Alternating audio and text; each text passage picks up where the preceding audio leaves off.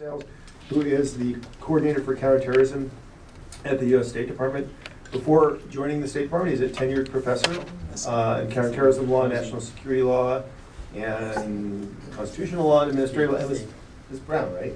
Is it Brown? No. I've been around. Oh, okay.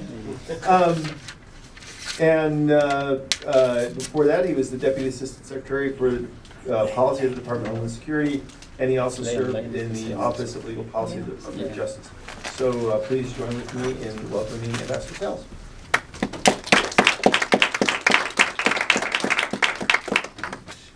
Thanks, Jim, very much for that warm introduction. It's a real pleasure to be back here at Heritage. I'd like to thank Heritage for hosting me today and thank all of you for joining us for this presentation.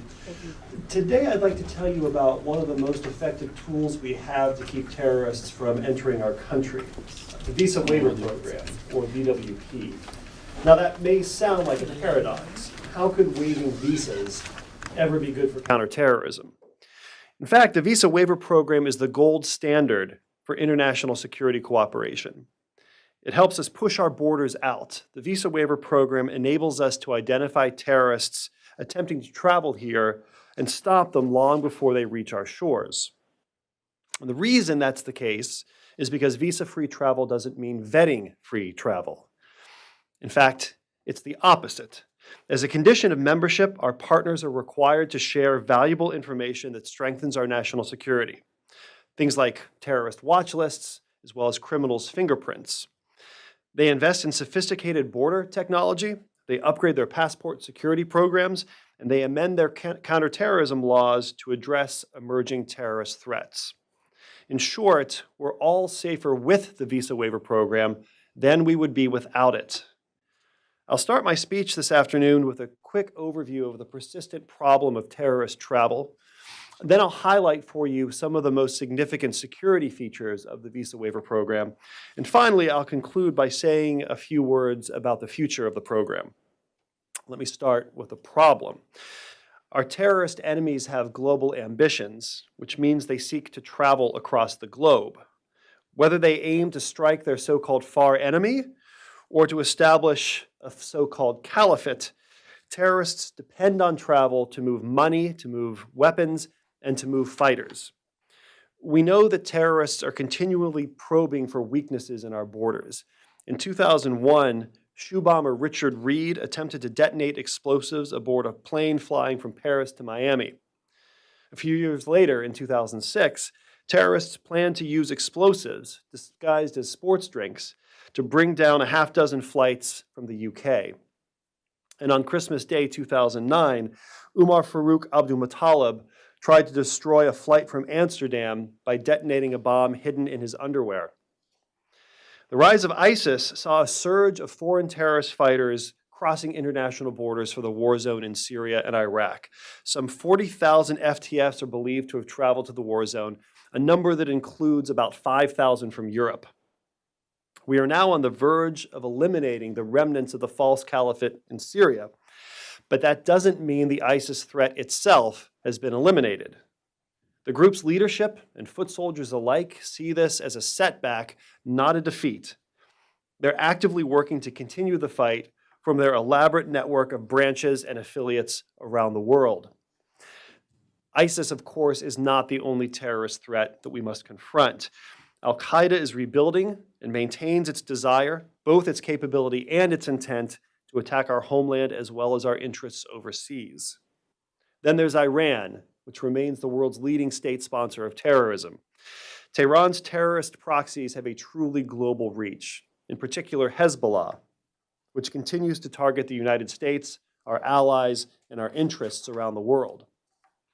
That means that combating terrorist travel will continue to be a top priority for the Trump administration.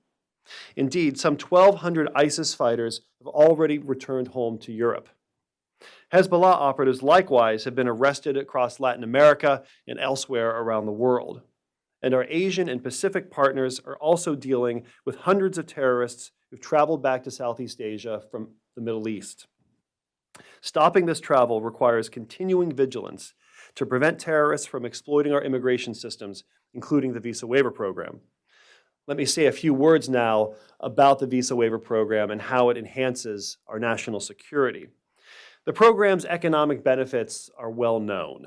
In 2017, the United States welcomed more than 22.6 million visitors under the program. While they were here, they collectively spent more than $94 billion in our country. On average, Visa waiver travelers spend 44% more during a trip to the United States than other travelers do. But in today's threat environment, economics alone aren't enough to justify the Visa Waiver Program. We also need to know that the program is secure. Fortunately, it passes that test with flying colors. The criteria for membership in the VWP are fairly straightforward. A country must achieve a non-immigrant visa refusal rate that's lower than 3%. That's very wonky, so let me explain what that means in layman's terms. What that means is that consular officers have to assess that there's a low risk that citizens of this country might overstay their visas if they come to the United States. In addition, members of the program also have to implement a number of tough, real security measures to combat terrorist travel. DHS is responsible for ensuring that countries meet the VWP's strict security criteria. And the State Department's Counterterrorism Bureau, which I lead, plays a key role in ensuring that the VWP is helping to secure our homeland and keep our citizens safe. Let me say a few words about 5 key security requirements in the program. First, there's the Electronic System for Travel Authorization, or ESTA. Citizens of visa waiver countries apply online before boarding their plane or ship to the United States. DHS then takes that data and screens it to determine if these travelers might pose a threat. If their ESTA is denied, they must apply for a visa at a U.S. embassy or a consulate. This vetting works because of a second Visa Waiver Program requirement. It gives us unprecedented access to other countries' terrorism-related data. One of the lessons we learned on 9/11 was the need to tear down the walls that kept officials within governments and among governments from communicating with one another. We can't allow ourselves to forget that lesson today. Under the Visa Waiver Program, member states must provide us with their watch lists of known and suspected terrorists. They also have to share information about serious criminals, including their fingerprints and other biometrics. In addition, since 2017, Visa Waiver members have been required to screen travelers arriving in their countries against U.S. watch lists. They also have to notify us about any encounters they experience with watch-listed terrorists. This requirement dramatically expands our awareness of global terrorist travel and makes it harder for terrorists to move elsewhere around the world. We can think of it as a global neighborhood watch, where everyone's looking out for emerging terrorist threats. Third, we've leveraged Interpol's capabilities to improve the security of the Visa Waiver Program. VWP partners are required to report lost or stolen passports within 24 hours, either directly to the United States or through Interpol. This helps us spot terrorists trying to travel on forged documents. In fact, Visa waiver countries are responsible for more than 70% of the 84.5 million records in Interpol's database of lost and stolen travel documents. We also recently began requiring member countries to report foreign terrorist fighter identities directly to Interpol and Europol and similar organizations. When our partners, and also non-Visa waiver countries, screen against these databases, it makes it that much harder for terrorists to move about the world freely. Fourth, the Visa Waiver Program helps us spot unknown terrorists, the ones trying to hide in plain sight. The Visa Waiver Program's intensive information sharing requirements enable us to stop travelers who've been watchlisted, the known threats. But we need to do more if we're going to stop terrorists who so far have managed to evade notice. To help flag these previously unidentified threats, we've called on our Visa Waiver Program partners to analyze passenger name record data, or PNR. PNR is essentially the information you give to an airline when you book a ticket. It generally includes your itinerary, your contact information, such as phone number or email address, and other data. The United States began using PNR all the way back in 1992, and in 2002, Congress made it mandatory for all flights to or from the United States. We made it a requirement for Visa Waiver member countries in 2015. PNR is one of the most valuable weapons in our counterterrorism arsenal because it enables us to draw connections between known terrorists and their unknown associates. This technique is known as link analysis. If a traveler has booked a ticket using the same cell phone number as, say, the underwear bomber, that person probably deserves a closer look at the airport than your average traveler. In fact, if investigators had applied basic link analysis techniques to airline reservation data and other data, it would have been possible for them to identify the hidden connections among all 19 of the 9/11 hijackers. We can also use PNR to spot potential terrorists based on their travel patterns. We can tell if a traveler flies with a companion who's named on a watch list. We can tell if a passenger's current itinerary differs from their previous itineraries. We can also tell if a traveler is taking odd or suspicious routings to get from point A to point B. Fifth, the Visa Waiver Program isn't just about sharing threat information or screening travelers. It also enables DHS to evaluate our partners' border security and passport facilities, which we normally wouldn't get from countries subject to normal visa-based travel.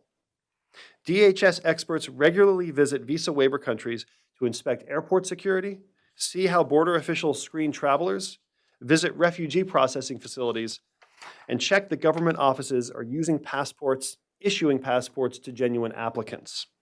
No other program enables us to conduct such sweeping and comprehensive and consequential assessments of another country's civilian security operations. The question then becomes, why are member states willing to live up to these strict security requirements? Well, part of the answer is, like the United States, they take seriously the threat of terrorist travel and are resolved to do what they can to combat it. But there's something else going on here. Part of the reason is because the benefits of visa-free travel are worth it to these countries. In short, the Visa Waiver Program is a carrot with which we can induce member states to live up to the very highest standards when it comes to national security. The Visa Waiver Program buys us data and it buys us cooperation that we otherwise wouldn't get. Because of the Visa Waiver Program, we have more watch lists, we have more fingerprints, and we have more leverage. And therefore we have more security, both for us and for our partner states. So what comes next? Of course, the terrorist threat isn't static. Our adversaries are constantly adapting. And so the Visa Waiver Program has to adapt as well to keep pace with the evolving terrorist threat landscape.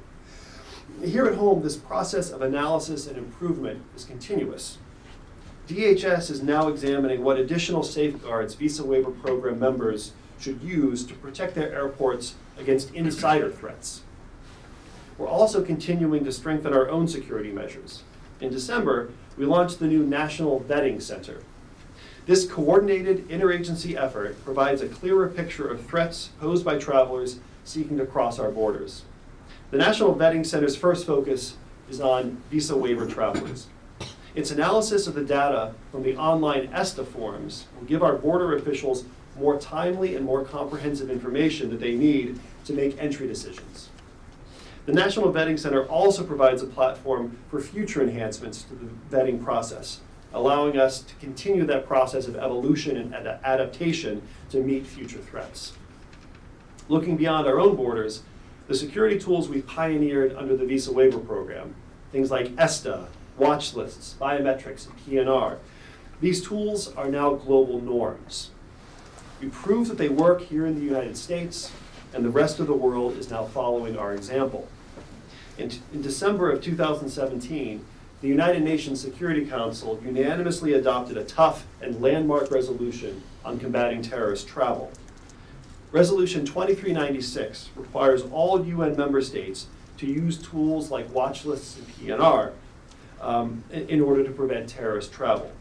2396 internationalizes American policies and practices. It's the most important resolution on terrorist travel that the UN has ever adopted. Similarly, across the pond, the European Union is now setting up its own ESTA-like system. In future years, Americans and other visa-free travelers to Europe will have to provide biographic information via an online form before traveling to an EU country. The EU also now has its own PNR directive for screening travelers for potential terrorist threats. Going forward, we'll continue using the Visa Waiver Program as a lever to induce other countries to embrace state-of-the-art border and travel security. For that reason, we're also open to welcoming new members that meet the program's strict security criteria. The VWP is one of several overlapping international counterterrorism frameworks that form the foundation of a more secure world. Along with organizations like Interpol and the Global Counterterrorism Forum, Visa Waiver Program partnerships help us set durable global counterterrorism norms. And we're able to spread those norms by transplanting these Visa Waiver Program standards into other platforms, like UN Security Council resolutions, as we saw in December of 2017. In conclusion, it can be tempting to make the lazy assumption that security necessarily competes with other national priorities. It's security versus prosperity, and if you expand one, that necessarily has to come at the cost of the other. Under the Visa Waiver Program, that is a false choice. We can and do have both. The program produces extraordinary economic benefits for the American people while simultaneously hardening our borders against terrorist travel. The risks posed by ISIS, Al-Qaeda, and Iran-backed terrorist groups are significant and continuing. As the world grows smaller, the threat becomes greater. Strong and adaptable policy solutions like the VWP enable us and our allies to prevent terrorism in a way that also benefits our economies. We remain committed to making sure that our partners have the right tools and are using them effectively to stop terrorist travel, to improve border security, and to counter threats to the United States. Thanks for your time today. I look forward to our conversation.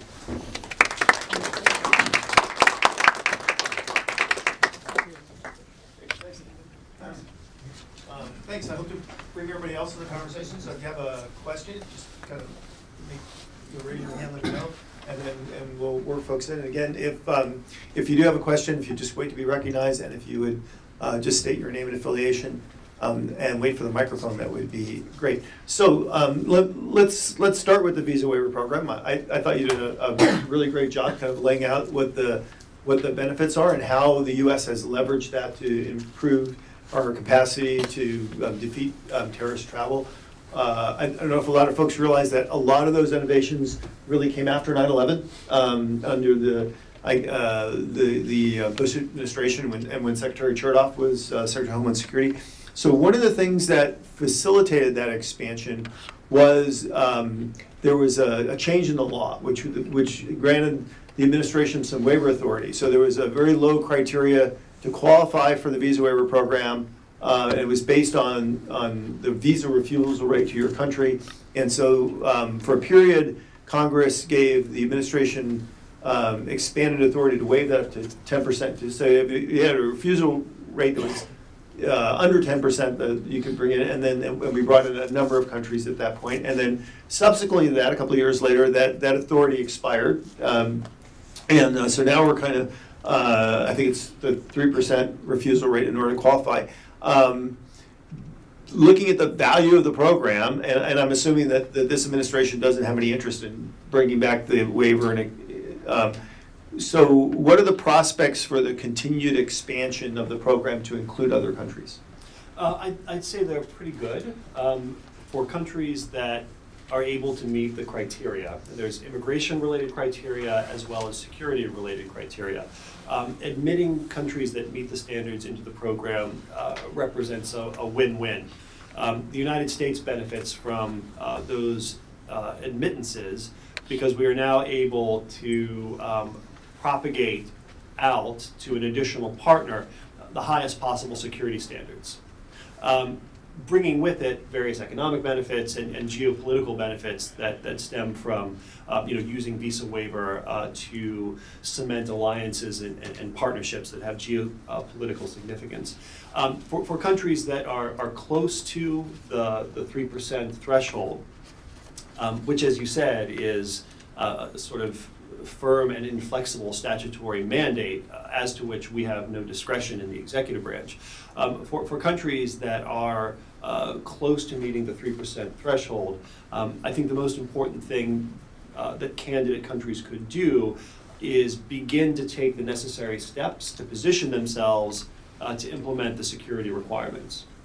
And so, I mean, so is it your impression that countries continue to see value in joining this program, and so they're consciously working to reduce the overstays, reduce the refusal rate, meet the security requirements, so that the carrot approach is actually continuing to work for the U.S.? Is that fair? I think that's right. I think countries do see a lot of value in joining the program.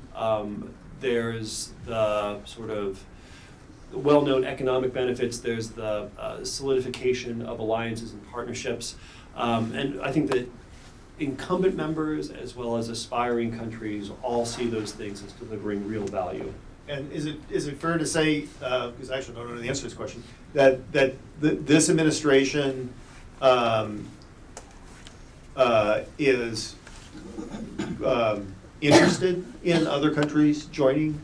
Is that fair? That the goal is to have other countries meet the standard and join into the program? That they see it as a growth of the program as something that is in the U.S. interest? Is that fair? We want more security when it comes to international travel. Visa waiver is a very effective way of improving security, and so you can read between the lines. Okay, so you know, in the debates we have, whereas you know maybe 20 years ago, terrorist travel was at the forefront of everybody's mind today.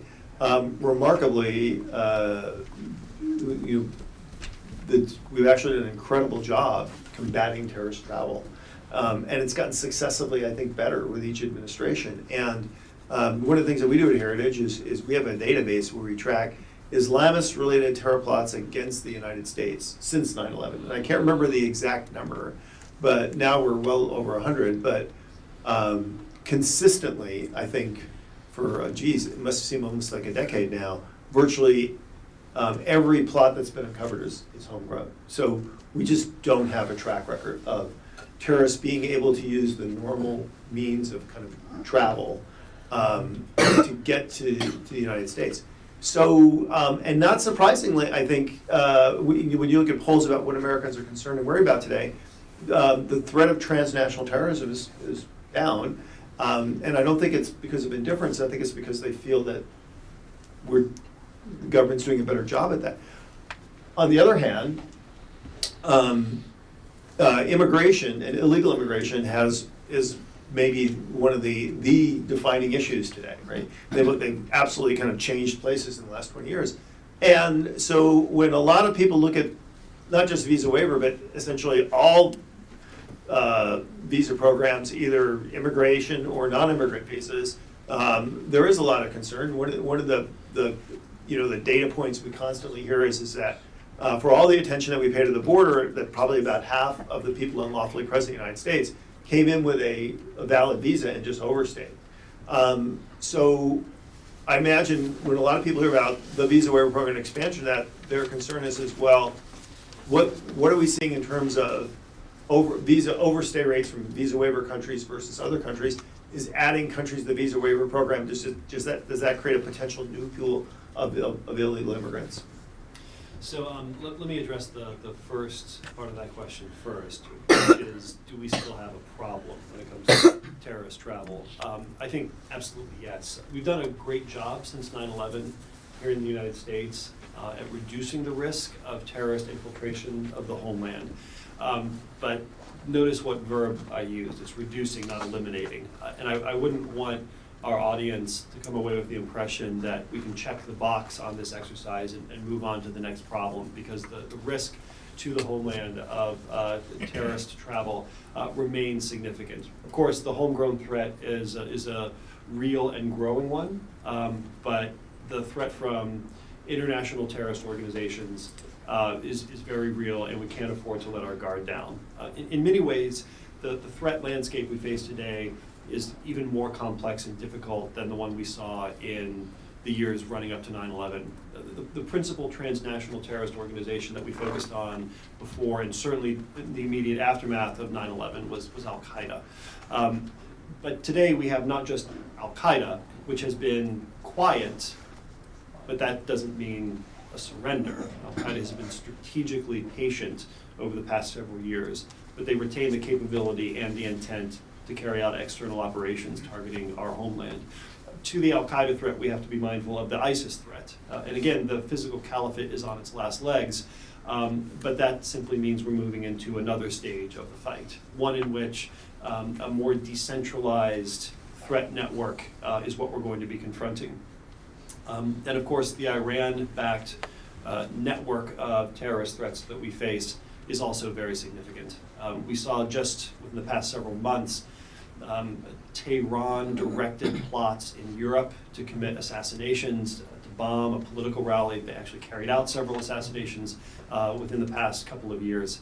The IRGC, the Islamic Revolutionary Guard Corps, is funding and enabling terrorist proxies in the Middle East, and not just the Middle East. Hezbollah, the Lebanese-based terrorist organization, has a truly global scope. We have seen their operatives move money, plant weapons caches, and engage in other operational activity on essentially every inhabited continent. Those are threats to the United States as well.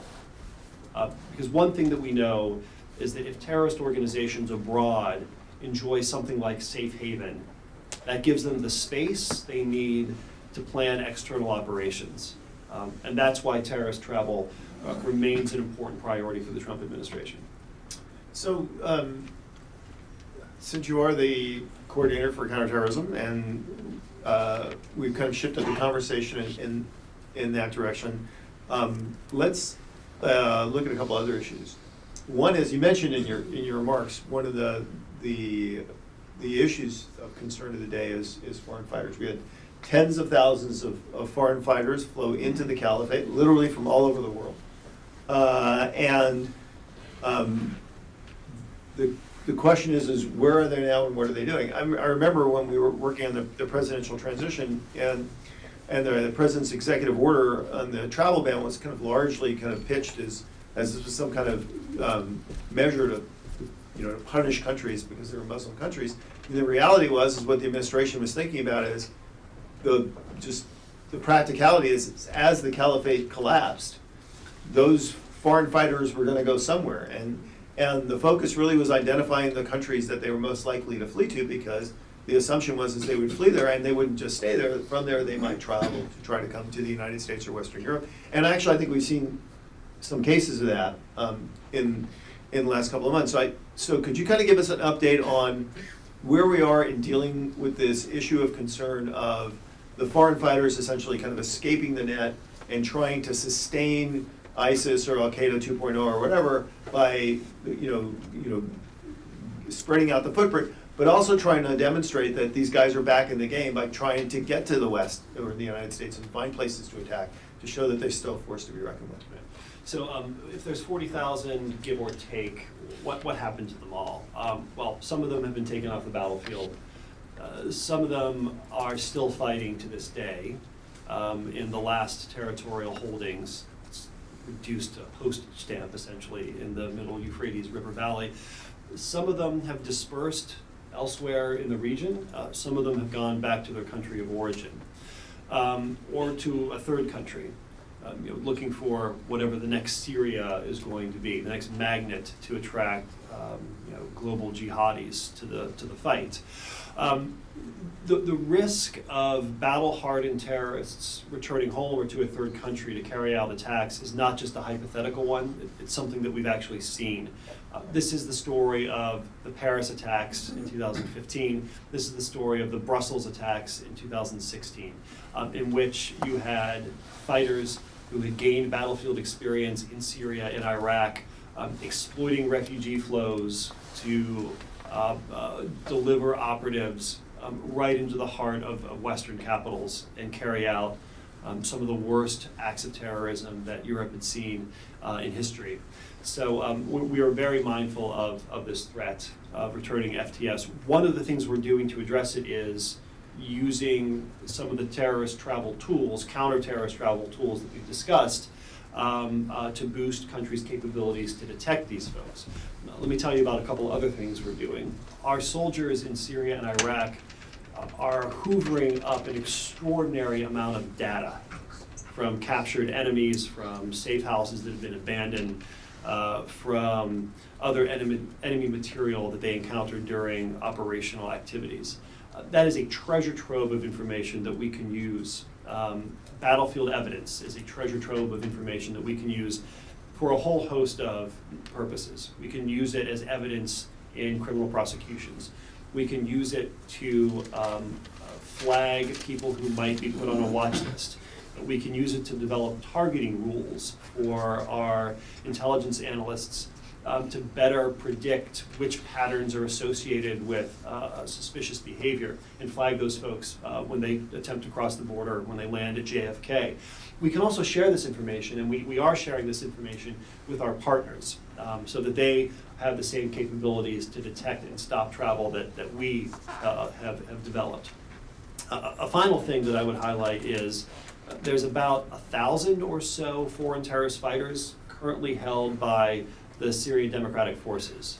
They've been taken off the battlefield and they're now held in a variety of facilities in Syria.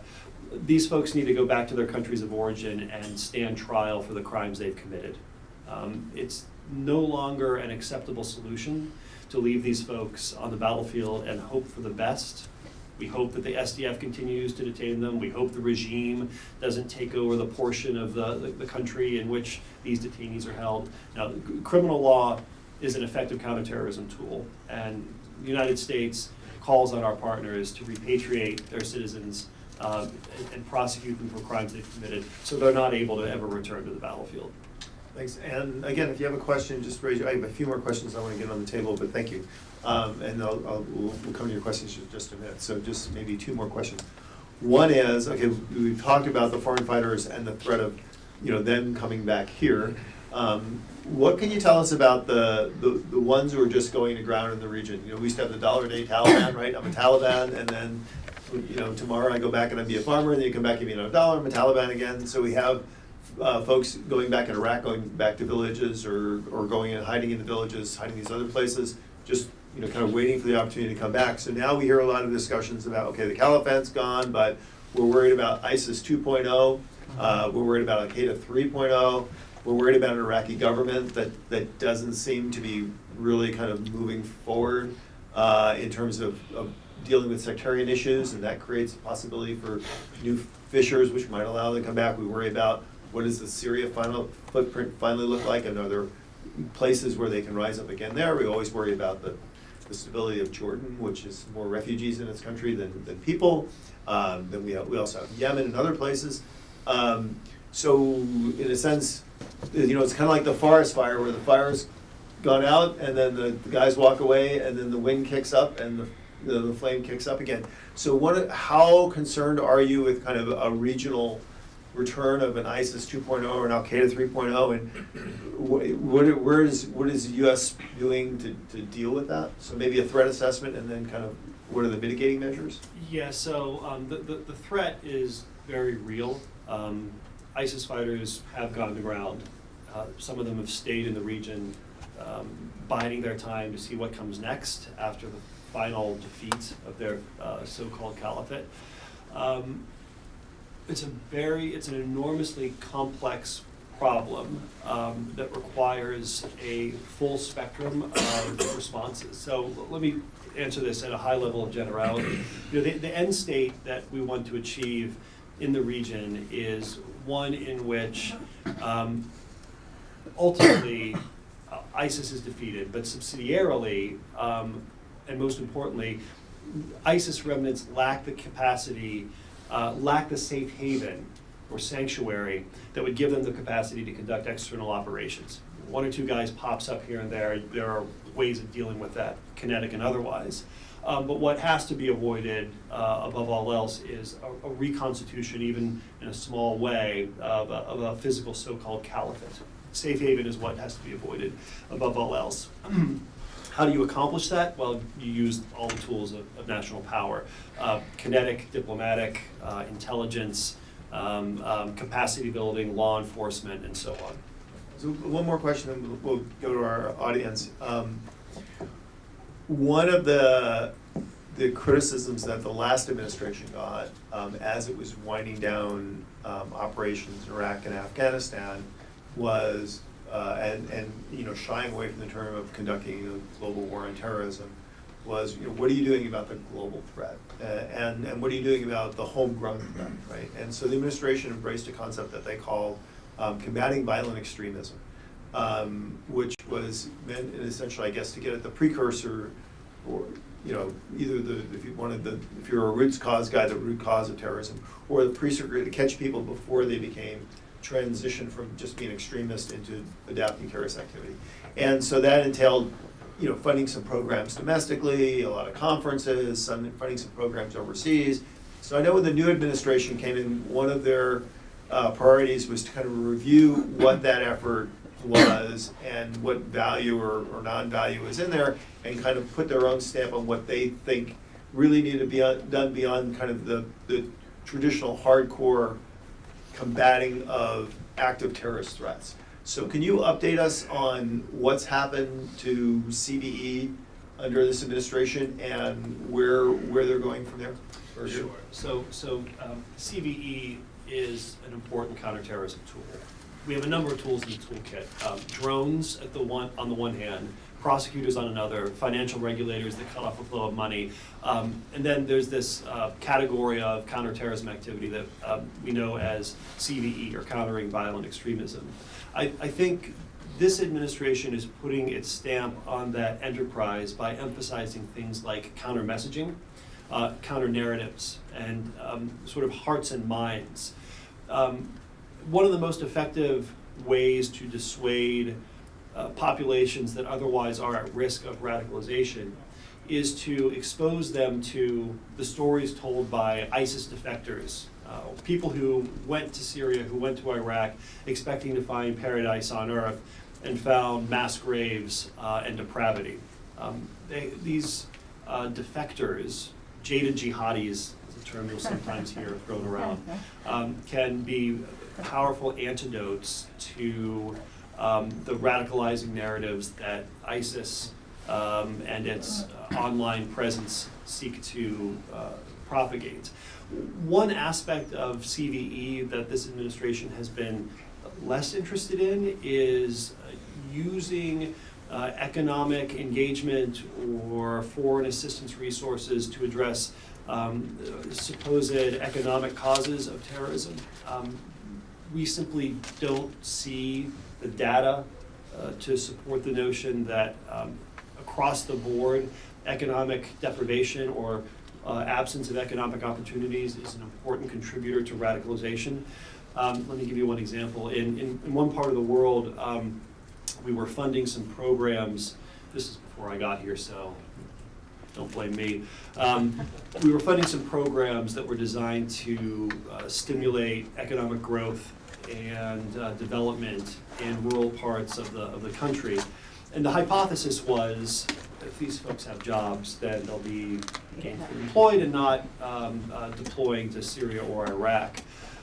There was no data to support that hypothesis. And in fact, the data that existed undercut the hypothesis, because we found that in this country, the people who were most likely to uproot themselves and travel to Syria and Iraq and take up arms for ISIS tended to be folks with better economic prospects, higher education, and generally higher socioeconomic status. I think we need to be focusing very carefully on what the data, what the academic research tells us about underlying causes of radicalization leading to terrorism, and not simply take mental shortcuts and make policy choices based on hypotheses that are not borne out by data.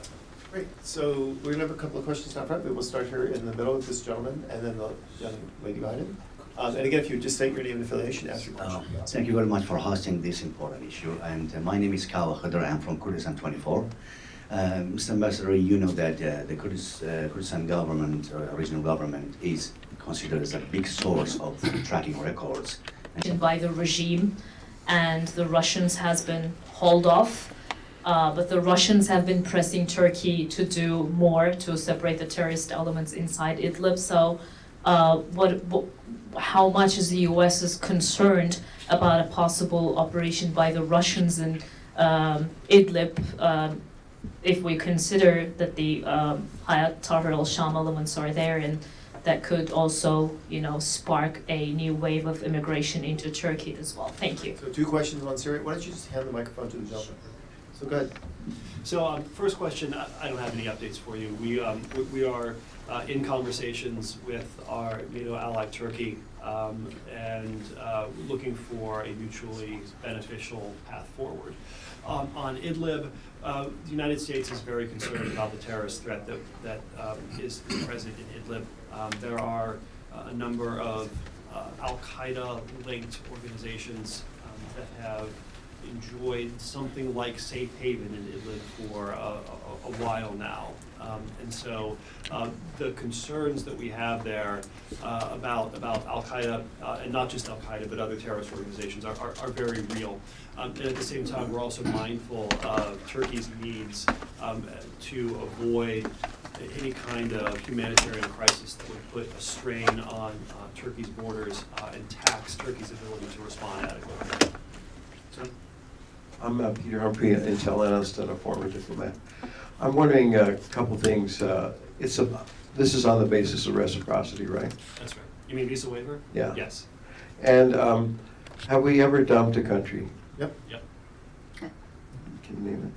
I believe in 2001, Argentina was removed from the program because of concerns surrounding the financial crisis at the time. And can you name maybe 5 countries that are close to being on board? I would instead focus on the criteria because it's an objective test, right? Countries that meet the standards are eligible, countries that don't aren't. So it's the 3% visa refusal rate, issue machine-readable passports, and various other security measures that we covered during the speech. So a pending member is a secret. Is that correct?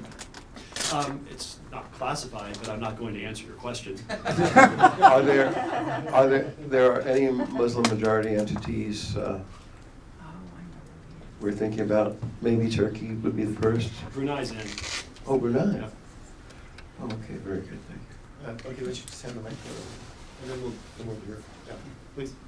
Hi, Neil Shaban, the American Legion, and my question is, kind of got overshadowed before in one of your answers, but visa overstays, again, is accounting for roughly half of the illegal immigrant population in the U.S. So what is the plan moving forward to address that, as well as beyond the visa program, what is on the horizon for the State Department, DHS, et cetera, in terms of combating travel? So I understand the program, the waiver program is in place, but there's obviously something, you're always thinking about the next thing, and I'm kind of wondering what's like in your scope. Yeah. So those are my 2 questions. So first question, I'm not going to answer that one either, because I'm going to defer to DHS, which is responsible for enforcing immigration laws, and I wouldn't have anything to add beyond what they have said or could say. It is fair to say that the visa waiver countries have a lower overstay rate than, is that fair, than other?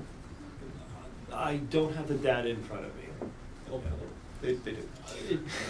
One can imagine a theory as to why that would be the case, but I just don't have the data to be able to answer conclusively. As far as what else are we doing about travel, I could give you another 2-hour lecture on that, but rather than subjecting a patient audience to that, let me just tell you about one thing that we're doing.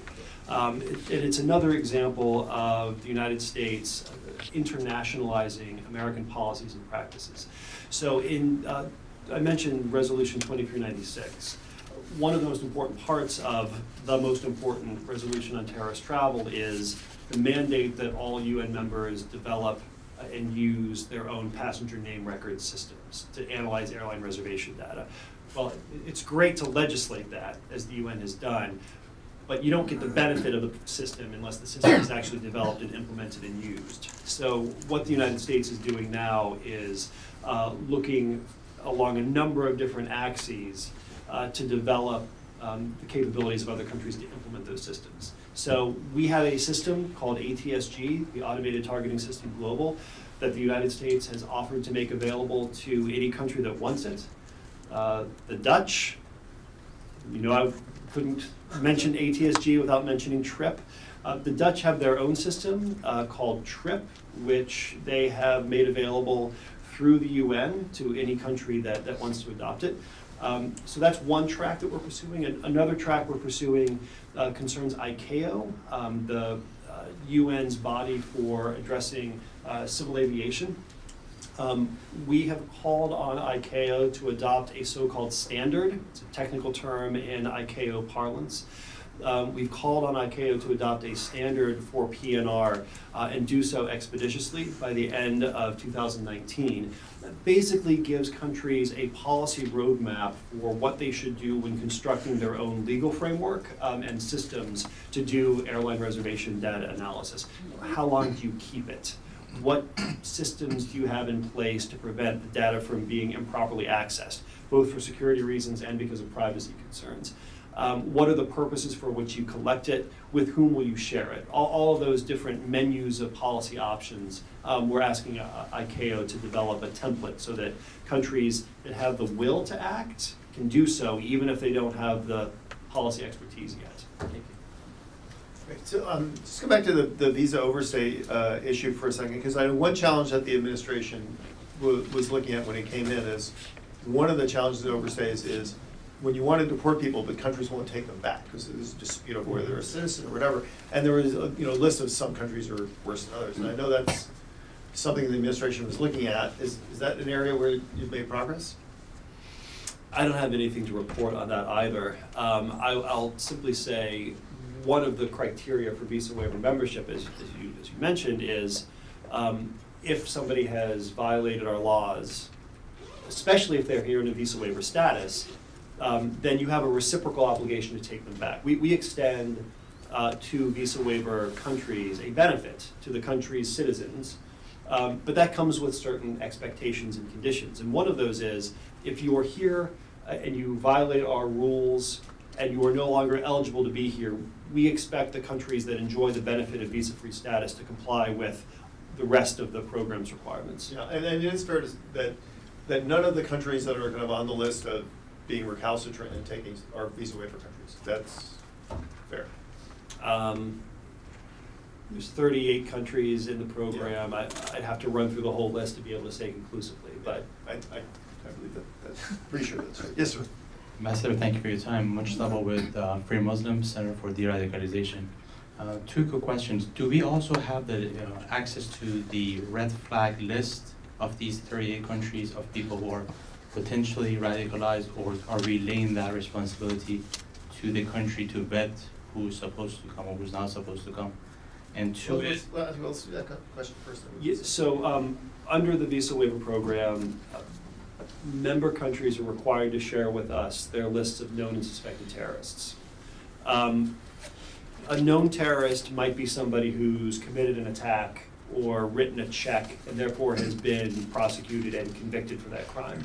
But the category of known or suspected terrorists can be broader than that, right? It could include people who are recruiters for ISIS or financiers for Al-Qaeda. It's not limited to people who've actually stood trial and been convicted. So it's a broader set. My second question actually follows up on that is the counterterrorism that you're focused on, is it only to ISIS and Al-Qaeda affiliates, or could it be Europeans who are far right, far left affiliates who are radicalized but not ISIS affiliated? Right. So my mandate is to focus on international terrorism that represents a threat to United States security. The groups that tend to fit that bill are your Al-Qaedas, your ISISes, your Hezbollahs. Other questions? Robin Simcox is our coordinator of our transnational terrorism research at the Heritage Foundation. So, Robin, over to you. Thank you. Just a quick question as a follow-up on the CVE point. You mentioned your preference for the use of the kind of jaded jihadis as a possible counter-messaging tool. But you also referenced earlier on about the need for countries to take back fighters that are being held in SDF and prosecute them. So out of those two, which would be your preference? Because one may challenge the other. I don't see them as mutually exclusive, because the people that, when you think about the FTFs who are in custody in Syria right now, I'm not sure how many of them are remorseful. There are people that we took off the battlefield within the past 72 hours. Bitter enders fighting in the streets of the postage stamp they've got left are probably not going to be effective spokesmen for the brutality and cruelty of ISIS. So I see the two streams as being complementary. We want you to take back your prosecutors take back your fighters and prosecute them. And for those who have been de-radicalized after serving their time, or maybe they didn't commit a crime in the first place, I'm not speaking about foreign fighters here, but other ISIS sympathizers, for those who can credibly explain to a target audience, we want to amplify those voices. And yes, sir. I think it'll be our last question. Thank you very much. Mr. Kurt from Kurdistan TV. Thank you for your time. What are differences between the US and EU policy about the Iran? As you said, Iran not only sponsor of the terror, Iran did many of times in Europe. Look what happened for Iranian Kurdish leader in 1989, Dr. Qasem. For Dr. Sharafkandi in 1992 in Berlin, Germany. For Shapur Bakhtiar in Paris. For Kazem Rajari in Switzerland. Thank you. Well, I don't think it will surprise anyone in this room to know that, to hear that the United States and Europe don't exactly see eye to eye on the JCPOA. However, we have a great deal of convergence, transatlantic convergence on the question of Iran-backed terrorism.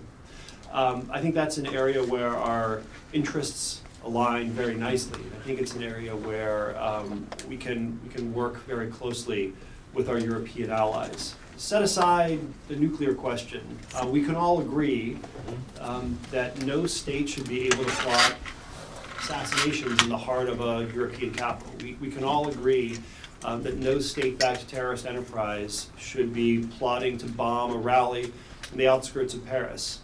That, I think, is one area where there's very little daylight, if any, between East and West. Okay, so last question. What keeps you up at night? My 5-year-old. That's a good answer. Please join me in thanking Ambassador Chelsea.